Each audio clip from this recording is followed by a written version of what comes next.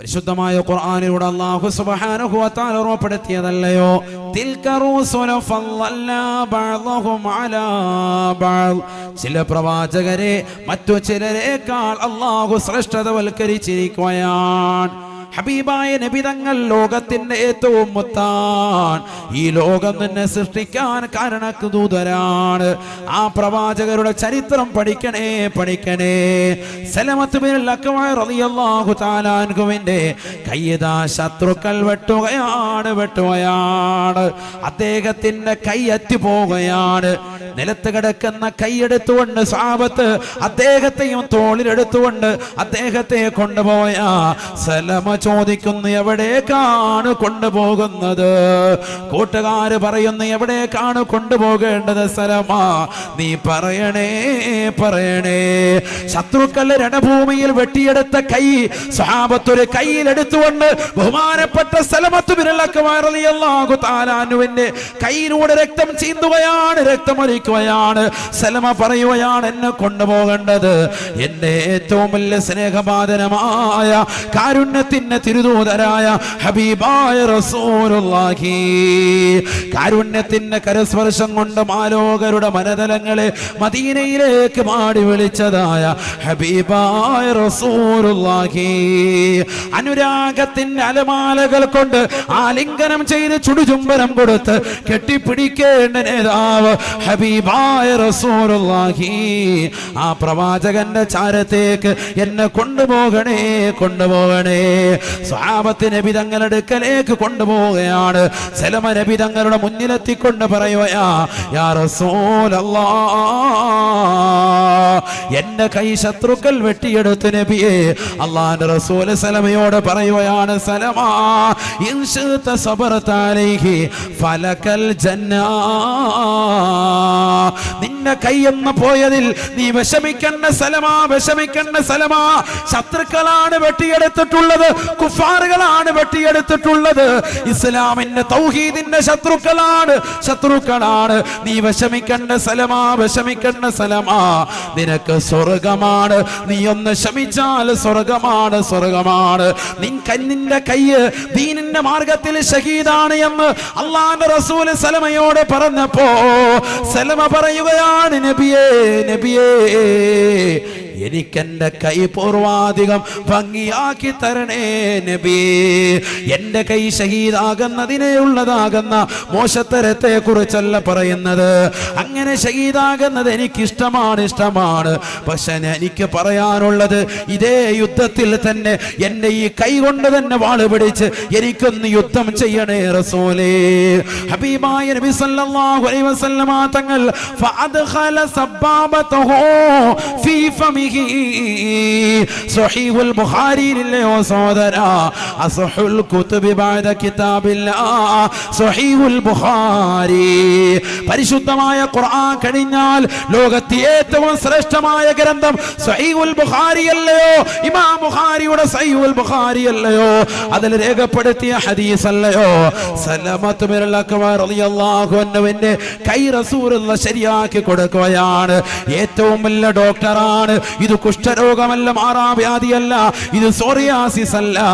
അറ്റുപോയതാകുന്ന കൈ, പരിപൂർണമായി അറ്റുപോയതാകുന്ന കൈ, അവന്റെ എല്ലുകളിൽ നിന്ന്, അവന്റേതാകുന്ന സന്ധികളിൽ നിന്ന്, അവന്റേതാകുന്ന നരമ്പുകളിൽ നിന്ന് പരിപൂർണമായി അറ്റുപോയതാകുന്ന കൈ അല്ലാഹുവിന്റെ റസൂൽ സ്വഹാബത്തിന്റെ അടുക്കൽ നിന്ന് വാങ്ങിച്ചെടുത്തുകൊണ്ട് കൈ അങ്ങോട്ട് ചേർത്ത് വെക്കുകയാണ്.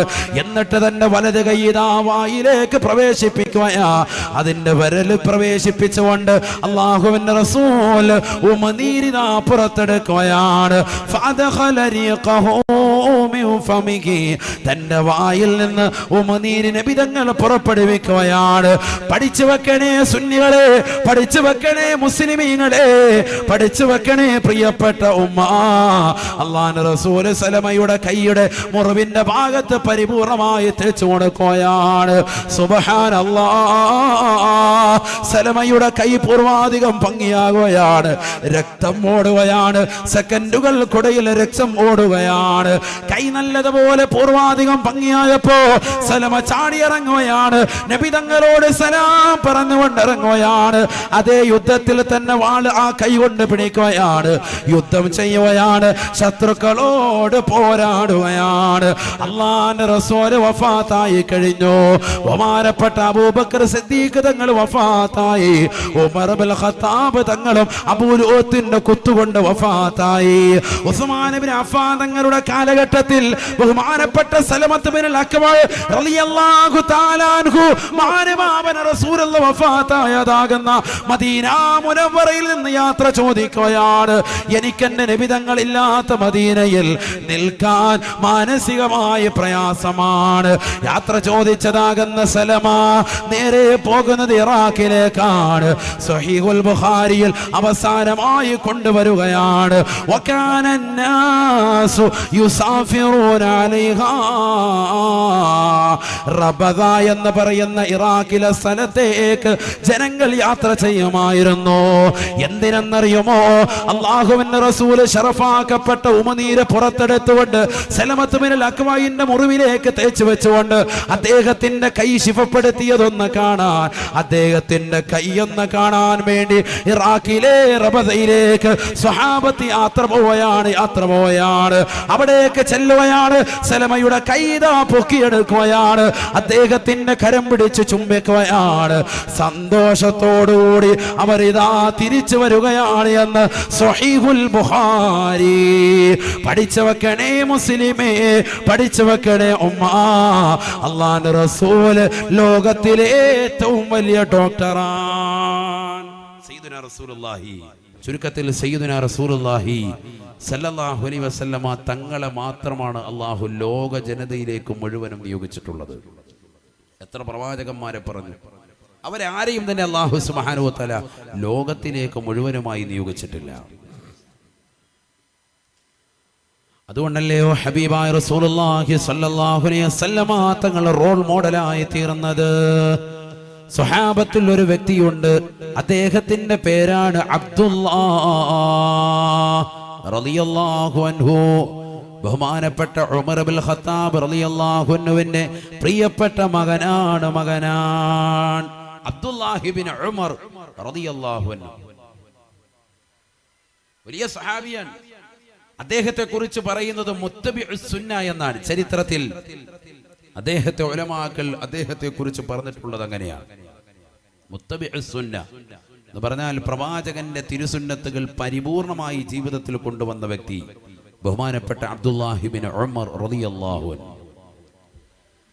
നമ്മുടെ ജീവിതത്തിൽ സുന്നത്തുകളുണ്ടോ? പ്രവാചകർ സല്ലല്ലാഹു അലൈഹി വസല്ലമ തങ്ങളെ നമ്മൾ സ്നേഹിക്കുന്നുണ്ടോ? അബ്ദുല്ലാഹ് ഇബ്നു ഉമർ റളിയല്ലാഹു തആല അൻഹുമാ പ്രവാചകർ സല്ലല്ലാഹു അലൈഹി വസല്ലമ തങ്ങളുടെ ജീവിതം പരിപൂർണമായി പകർത്തി എഴുതിയ വ്യക്തിയാണ്. ഒരിക്കൽ അദ്ദേഹത്തിന്റെ അടുക്കൽ ആരോ വന്ന് പറയുകയാണ്, കഅബ ഇദാ തുറന്നിരിക്കുകയാണ്. ആ കഅബയ്ക്കുള്ളിൽ പ്രവാചകൻ നിസ്കരിക്കുകയാണ്. കഅബയുടെ വെളിയിലല്ല, കഅബയ്ക്ക് ഉള്ളിൽ നബി തങ്ങൾ കയറി, അതിനുള്ളിൽ നബി തങ്ങൾ നിസ്കരിച്ചു. ബഹുമാനപ്പെട്ട അബ്ദുല്ലാഹ് ഇബ്നു ഉമർ റളിയല്ലാഹു അൻഹു ഓടുകയാണ്. പരിശുദ്ധമായ കഅബാലയത്തിന്റെ അടുക്കലേക്ക് എത്തുമ്പോ കഅബ അടക്കാൻ തുനിയുകയാണ്. ഓടി വരികയാണ്. അദ്ദേഹം അനുയായികളോട് ചോദിച്ച്, എവിടെയാണ് എന്റെ മുത്തു റസൂൽ നിസ്കരിച്ചത്? കാണിച്ചു കൊടുക്കുന്നു. അക്കാണുന്ന 2 തൂണുകൾക്കിടയിലാണ്. കഅബയ്ക്കുള്ളിൽ 3 തൂണുകളുണ്ടത്രേ. ആ തൂണുകൾക്കുള്ളിൽ നിസ്കരിച്ചു എന്ന് പറഞ്ഞപ്പോ ബഹുമാനപ്പെട്ട അബ്ദുല്ലാഹ് ഇബ്നു ഉമർ നബി തങ്ങൾ നിസ്കരിച്ചതിന് പ്രകാരം ഏത് രീതിയിൽ നിസ്കരിച്ചോ, എവിടെ നിന്നോ, എങ്ങോട്ട് തിരിഞ്ഞു നിന്നോ, കഅബയ്ക്കുള്ളിൽ ഏത് ഭാഗത്തേക്ക് തിരിഞ്ഞോ അതേപോലെ തന്നെ നിസ്കരിച്ചു എന്ന് സ്വഹീഹുൽ ബുഖാരി. അബ്ദുല്ലാഹ് ഇബ്നു ഉമർ റളിയല്ലാഹു അൻഹു നബി എന്ത് ചെയ്തോ അതേപോലെ ജീവിതത്തിൽ ചെയ്യും. നബി എവിടെ കടന്നിട്ടുണ്ട് അവിടെ കടക്കാൻ ശ്രമിക്കും. നബി എവിടെ ഇരുന്നിട്ടുണ്ട് അവിടെ ഇരിക്കാൻ ശ്രമിക്കും. നബി തങ്ങൾ എന്തിനെ ബഹുമാനിച്ചോ അതേപോലെ ചെയ്യാൻ ശ്രമിക്കും.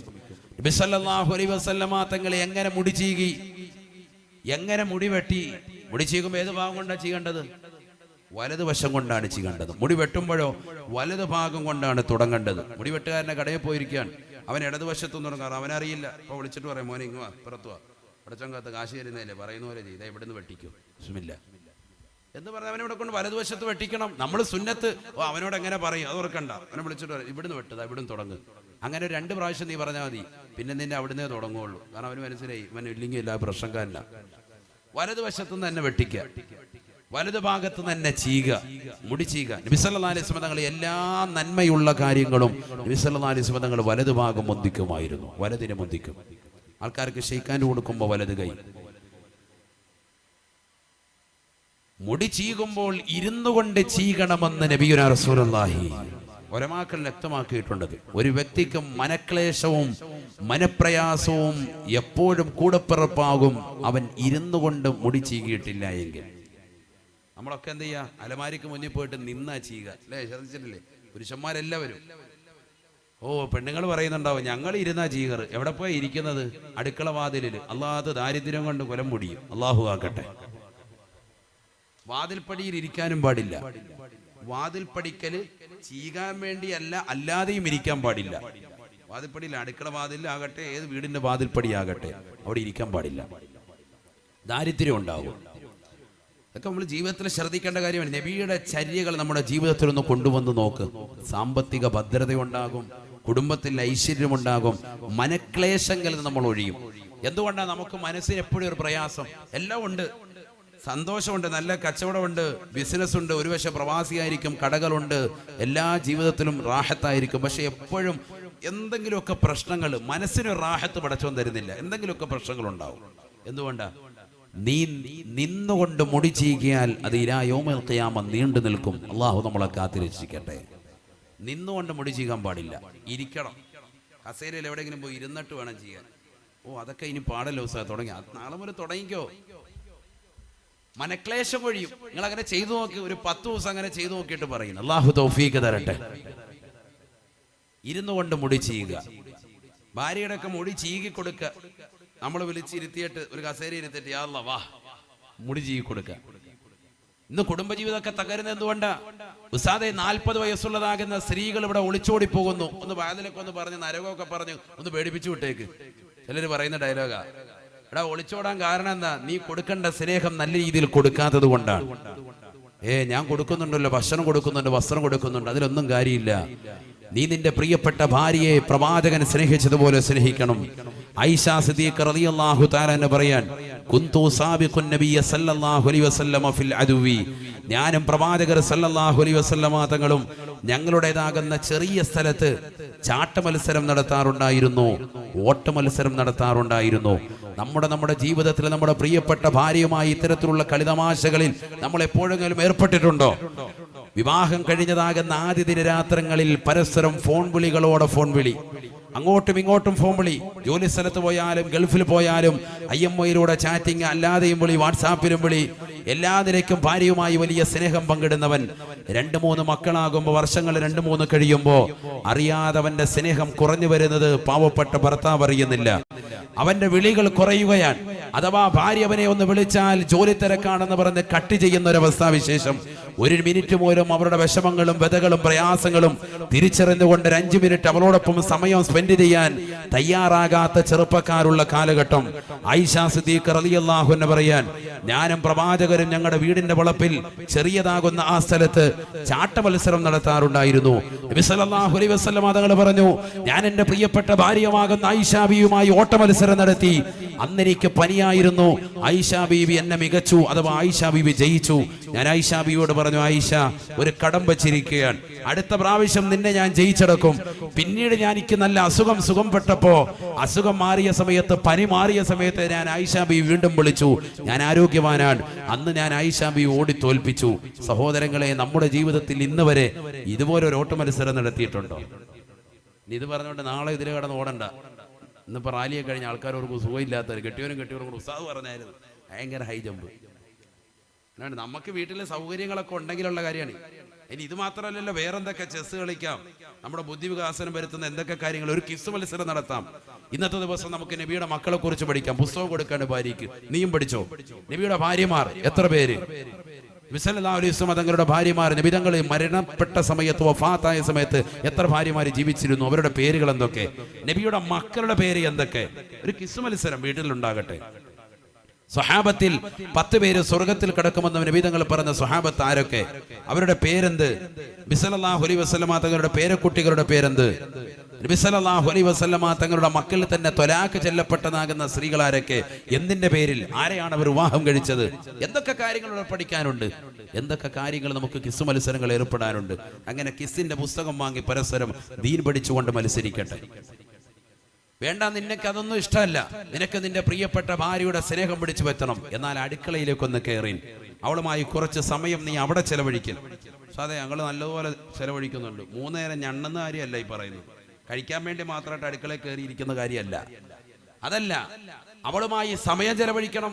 ഈ ഒളിച്ചോട്ടങ്ങളൊക്കെ കൂടാനുള്ള കാരണങ്ങൾ എവിടെ നിന്ന്? അതിന്റെ പിന്നാമ്പുറം അന്വേഷിക്കുമ്പോ നമ്മൾ കൊടുക്കേണ്ട സ്നേഹം മറന്നു പോകുന്നു എന്നുള്ളതാണ്. നമ്മൾ നമ്മുടെ പ്രിയപ്പെട്ട ഭാര്യയ്ക്ക് അശുദ്ധിയുള്ള സമയത്ത് തലമുടി ഒന്ന് ചീകി കൊടുത്തിട്ടുണ്ടോ? നബി സല്ലല്ലാഹു അലൈഹി വസല്ലമ തങ്ങൾ പറയുന്നു, ഞാൻ ചീകിയിട്ടുണ്ട്. ആയിഷ ബിബി പറയുന്നു, എന്റെ പ്രിയപ്പെട്ട ഭർത്താവാകുന്ന പ്രവാചകൻ എന്റെ തലമുടി ചീകി തന്നിട്ടുണ്ട്. എന്നല്ല, ഹൈള് വന്ന സമയത്ത്, എനിക്ക് അശുദ്ധി രക്തം പുറപ്പെടുന്ന സമയത്ത് എന്നോടൊപ്പം ഒരു പുതപ്പിൻ കീഴിൽ നബി തങ്ങൾ എന്റെ ചാരത്ത് കിടന്നിട്ടുണ്ട്, എന്നെ ചുംബിച്ചിട്ടുണ്ട്. ഞാനുമായി ശാരീരിക ബന്ധത്തിൽ ഏർപ്പെടാനല്ല നബി തങ്ങൾ കിടക്കുന്നത്, മറിച്ച് എന്റെ മനസ്സിനൊരു തണുപ്പേകാൻ. എനിക്ക് അശുദ്ധിയുള്ള സമയത്ത് പോലും എനിക്കൊരു സാന്ത്വനത്തിന്റെ സ്പർശനം നൽകി പ്രവാചകൻ എന്റെ ചാരത്തി എപ്പോഴും ഉണ്ടായിരുന്നു. ഏ ദിവസം കടന്നു ചെന്ന് ആ ചെറുപ്പക്കാരുടെ മുഖത്തേക്ക് വീണ്ടും നോക്കുന്നു. അവൻ എന്തെങ്കിലും സിഗ്നൽ കാണിക്കുന്നുണ്ടോ? കടക്കണ്ണെറിഞ്ഞവൾ നോക്കുമ്പോൾ അന്നും ആ ചെറുപ്പക്കാരൊരു സിഗ്നൽ കാണിച്ചാൽ ഉറപ്പിച്ചോ അവിടെ അവർക്ക് കണക്ഷൻ തുടങ്ങുകയാണ്. ഇങ്ങനെയാണ് സമൂഹം പിഴച്ചു പോകുന്നത്. സ്നേഹം നമ്മുടെ വീടുകളിൽ നിന്ന് ശരിക്ക് കൊടുക്കണം. നബി സല്ലല്ലാഹു അലൈഹി വസല്ലമ തങ്ങൾ ഹസൻ റളിയല്ലാഹു അൻഹുവിനെ മടിയിൽ വെച്ചുകൊണ്ട് ചുംബിക്കുന്നത് കണ്ടപ്പോൾ കാട്ടറബിയായ ഒരു മനുഷ്യൻ ചോദിച്ചു വന്നാണ്, കുട്ടികളെ ചുംബിക്കുകയോ? നബി തങ്ങൾ കൊടുത്ത മറുപടി, ഇന്നഹു ലാ യർഹം വലാ യുർഹം, കരുണ ചെയ്യാത്തവൻ അല്ലാഹു കരുണ ചെയ്യുകയില്ല എന്നുള്ള വാക്യമാണ്. നിങ്ങൾക്കറിയില്ലേ അന്നപൂർണാദേവി? അന്നപൂർണാദേവി അറിയില്ലേ? അന്നപൂർണാദേവി അറിയില്ലേ?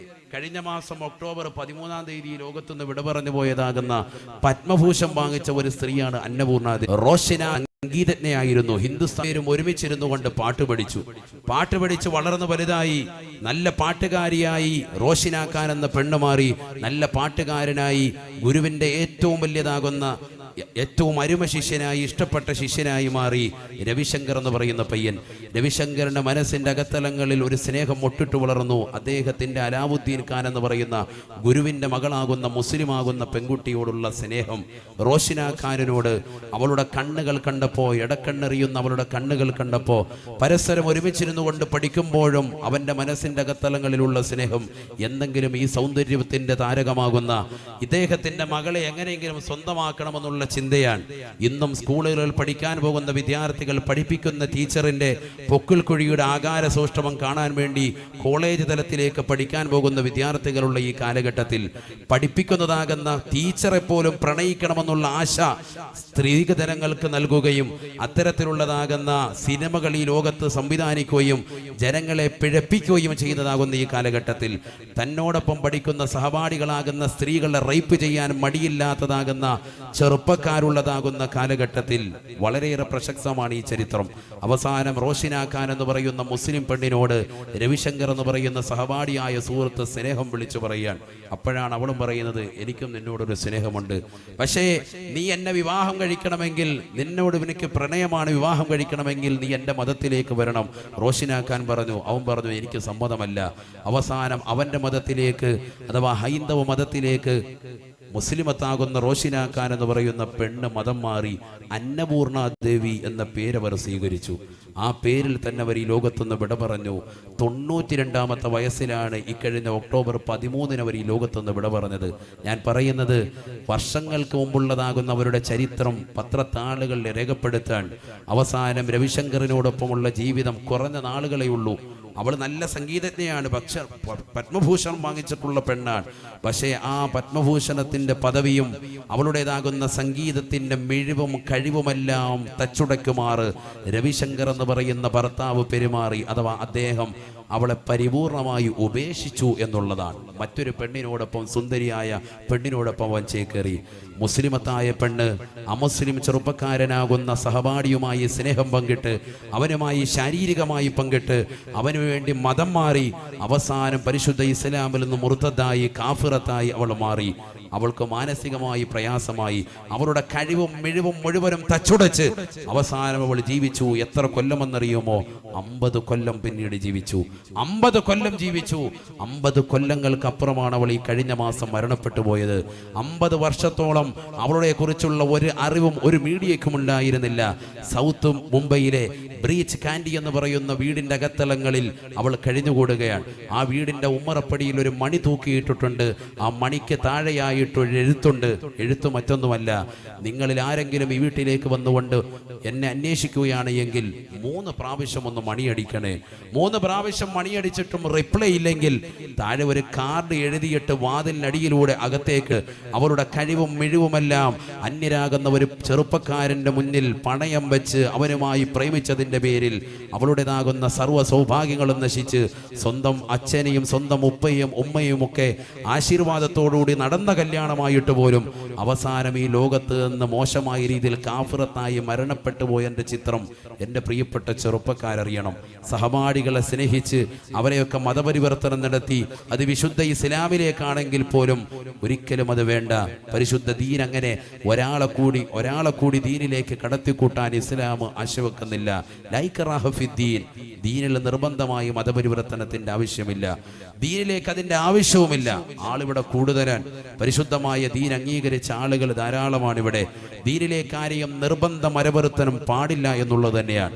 അത് പരിശുദ്ധമായ ദീനിന്റെ ആശയങ്ങളാണ് എന്ന് മനസ്സിലാക്കി കൗമാരപ്പായക്കുന്ന ചെറുപ്പക്കാർ കോളേജ് തലത്തിൽ നടക്കുന്ന ഇത്തരത്തിലുള്ളതാകുന്ന മോശപ്പെട്ടതാകുന്ന പ്രേമ കല്യാണങ്ങൾക്ക് പരിശുദ്ധമായ ദീനിന് എതിരാണ് എന്നുള്ള വിഷയം ഈ ഒരൊറ്റ സംഭവത്തിലൂടെ ഓർമ്മപ്പെടുത്തി എൻ്റെ പ്രിയപ്പെട്ട സഹോദരങ്ങളോട് അവസാനമായി പറയുന്നു, നമ്മുടെ കുടുംബജീവിതം മുത്തുനബിയുടെ കുടുംബജീവിതം പോലെയാകണം. മുത്തുനബി സല്ലല്ലാഹു അലൈഹി വസല്ലമ തങ്ങളുടെ കുടുംബജീവിതം പോലെയാകണം. പ്രവാചകൻ തൻ്റെ മകളെ സ്നേഹിച്ചു, തൻ്റെ മക്കളെ സ്നേഹിച്ചു, പേരമക്കളെ സ്നേഹിച്ചു, തൻ്റെ ഭാര്യയെ സ്നേഹിച്ചു. എന്നിട്ട് നബി തങ്ങൾ ലോകത്തോട് പറഞ്ഞൊരു മറുപടി, ഹുബ്ബിബ ഇലയ്യ മിൻ ദുനിയാകും സലാസത്തു ഉമൂർ, നിങ്ങളുടെ ഈ ദുനിയാവിൽ നിന്ന് എനിക്കിഷ്ടപ്പെട്ടത് 3 കാര്യമാണ്. 3 എണ്ണം. അത്വീബു വന്നിസാ വഖുറത്തു ഐനി ഫിസ്സലാ. നിങ്ങളുടെ ഈ ദുനിയാവിൽ നിന്ന് എനിക്ക് ഇഷ്ടപ്പെട്ടത് 3 കാര്യമാണ് സാബ. ഒന്നാമത്തത് സുഗന്ധമാണ്, വന്നിസാ, എൻ്റെ ഭാര്യമാരാണ്, ഭാര്യമാരാണ്. എനിക്കിഷ്ടപ്പെട്ടത് 1 സുഗന്ധം, തീവ്, അത്തർ വലിയ ഇഷ്ടമാണ്, നമ്മളും ഇഷ്ടപ്പെടണം. രണ്ടാമത്തത് അല്ലാഹുവിന്റെ റസൂൽ പറയുന്നു, വന്നിസാ, എൻ്റെ ഭാര്യമാരെ എനിക്ക് സ്നേഹമാണ് എന്ന് ഹബീബായ റസൂലുള്ളാഹി. വഖുറത്തു ഐനി ഫിസ്സലാ, നമസ്കാരത്തിൽ കൺകുളിർമയാകലാണ് എന്ന് ഹബീബായ റസൂലുള്ളാഹി. നബി തങ്ങളെ പ്രിയം വെക്കുന്ന മുഅ്മിനേ, മുഅ്മിനത്തെ, നിന്റെ ജീവിതത്തിൽ എപ്പോഴും ഉണ്ടാവണേ. സ്വന്തം ഭർത്താവിനെ ഇഷ്ടപ്പെടുന്ന ഭാര്യമാരായി മാറണേ, ഭാര്യയെ സ്നേഹിക്കുന്ന ഭർത്താവായി മാറണേ. അല്ലാഹുവിന്റെ റസൂലിന്റെ ജീവിതമാണ് ഈ ദുനിയാവിൽ നബി തങ്ങൾക്ക് ഇഷ്ടപ്പെട്ട കാര്യമാണ് ഇതെന്ന് ഹബീബായ റസൂലുള്ളാഹി.